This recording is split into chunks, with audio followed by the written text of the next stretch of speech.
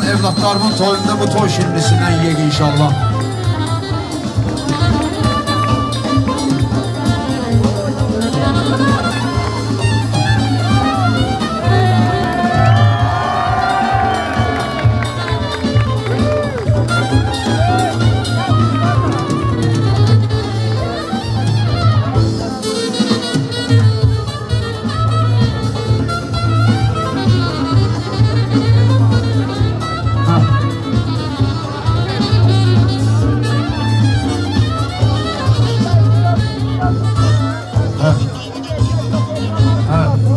Tortun üstünde yazılıb, o meyxanada bir neçədən dalbadal deyirlər axı, dalbadalın şahı, yəni ki ardıcıl neçə dənə. Bir dənə alqışlayaq Xosrovu.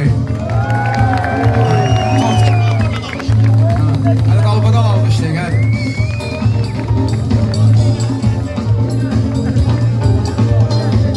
Deməli dostlar, tortu kim hədiyyə eləyib, çox sağ olsun, onu da alqışlayaq o. Tortu hədiyyə eləyən qardaşlar var olsun, sağ olsun.